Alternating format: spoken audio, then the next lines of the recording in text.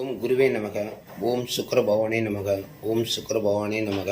ஓம் சுக்கிர பகவானே நமக. பாகம் 28. அனைவருக்கும் வணக்கம்.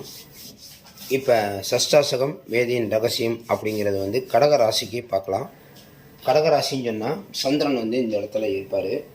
அதில் புனப்பூச 4ஆம் பாதம் அப்படிங்கிற இடமும் உத்திராடம் 1ஆம் பாதம் மட்டும்தான் சஷ்டாசகம் வேலை செய்யும். இப்போ இந்த உத்திராட நட்சத்திரம் எடுக்கும்போது உத்திராட நட்சத்திரம் 2, 3, 4 பாதமாக இருந்தால் 7, 7 என்ற நிலை வருவதால் சஷ்டாசகன்றதுக்கு வேலை இல்லை. அதே நேரத்தில் புனப்பூச 4ஆம் பாதமும் உத்திராடம் 1ஆம் பாதமும் நல்லா கவனிக்கணும். இது ஒரு ஜாதகமாக இருந்து அதுக்கு உத்திராடம் 1ஆம் பாதத்தில் ஒரு கிரகம் இருந்தால், இப்போ இங்கே சந்திரன் மெயினாக இருப்பார். அந்த சந்திரன் ஒரே பாதத்தில் கூடி இந்த இடத்தில் ஒரு கிரகம் இருந்தால் சஷ்டாசகமாக வேலை செய்யும், வேதையாகவும் வேலை செய்யும் அப்படிங்கிற ரகசியம்தான் இது. இப்போ புனப்பூச 4ஆம் பாதத்துக்கு உத்திராடம் 1ஆம் பாதம் நம்ம சஷ்டாசகமாகவும் வேதையாகவும் வேலை செய்யும் பார்த்துருக்கோம். அடுத்து இந்த இடத்துல பூச நட்சத்திரம் 1, 2, 3, 4 பாதம் இருக்கும். அதுக்கு இங்கே பூராட நட்சத்திரம்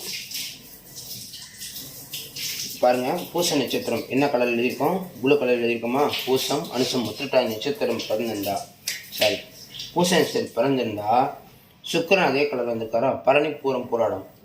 அப்போ பரணி நட்சத்திரம் சொன்னால் இந்த இடத்துல சந்திரன் இருப்பார், பூர நட்சத்திரம் இங்கே இருப்பார். இங்கே 2, 12 வருவாங்க, இங்கே 4, 10 வருவாங்க.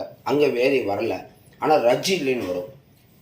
சஷ்டாசகமாகவும் வரணும். அதே நேரத்தில் அதில் ஒரு ரகசியம் இருக்கிறது. அப்படின்னா பூச நட்சத்திரத்துக்கு பூராட நட்சத்திரம் 1, 2, 3, 4 பாதம் மட்டும்தான் வேதையாக வேலை செய்யும். ரஜ்ஜு இல்லைன்னாலும் அது வேதையாக வேலை செய்யாது அப்படிங்கிற விதி அந்த அடுத்தபடியாக வந்துடும்.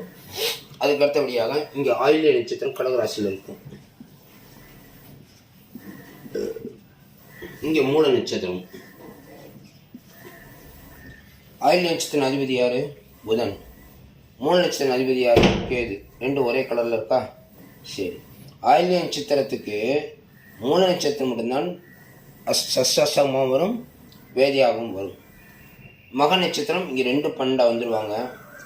அடுத்து இங்கே அஸ்வினி நட்சத்திரம் 4, 10 வந்துடும். ஆயில்ய நட்சத்திரத்துக்கு மக நட்சத்திரம் வந்தால் 2, 12, அஸ்வினி நட்சத்திரம் வந்தால் 4, 10, மூல நட்சத்திரம் 6, 8 சஷ்டாசகமாக இருக்கும். அதே நேரத்தில் வேதியாகவும் மாறும் ரகசியம். இப்போ மூல நட்சத்திரத்தில் சந்திரன் இருந்து இந்த மூல நட்சத்திரத்திலேயே வேறு பாதத்தில் 1, 2, 3, 4 பாதம் இருக்குல்ல, உங்கள் ஜாதகத்தில் கிரக பாதஸ்தானம் பார்த்தீங்கன்னா அங்கே செவ்வாய் இருக்காருன்னு வச்சுக்கிடுவோம். அப்போ செவ்வாயுடைய நட்சத்திரமான மிருகசீரிடம் சித்திரை அவிட்டி நட்சத்திரம் எடுத்தால் வேதியாக மாறி அவர்கள் வாழ்க்கையை நிலை குலைத்து பிரச்சனையை கொடுத்து விடும். அடுத்து இன்னும் ஜோதிட பலனை நிறைய பார்க்க வேண்டி வரும். அந்த இடத்துல அதை அப்புறம் பார்த்துக்கலாம். சஷ்டாசகம் வேதை என்ற ரகசியத்திற்கு இதுதான் சரியான பதில். ஓகேங்களா? புனப்பூசத்துக்கு 4ஆம் பாதத்திற்கு உத்திராடம் 1ஆம் பாதம் மட்டும்தான் வேதியாக வேலை செய்யும். உத்திராடம் 2, 3, 4 சஷ்டாசகம் வராது, வேதியாகவும் வராது.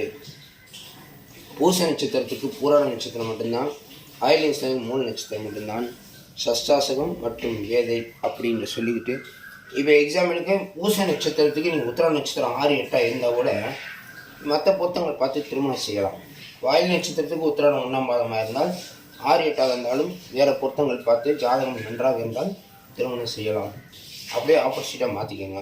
ஆனால் இந்த நட்சத்திரத்துக்கு இந்த நட்சத்திரமும், இந்த நட்சத்திரத்துக்கு இந்த நட்சத்திரமும், இந்த நட்சத்திரமும் அதில் ஒரு கிரகம் இருக்கா அப்படின்ற பார்ப்பது தான் சஷ்டாசகம் வேதியின் ரகசியம் என்று கூறிக்கொண்டு இந்த பதிவு பிடிச்சிருந்தா எப்பயும் போல் சப்ஸ்கிரைப், லைக், ஷேர் பண்ணுங்கள். உங்களுக்கு அடுத்த பதிவில் சிம்ம ராசிக்கு பார்க்கலாம்.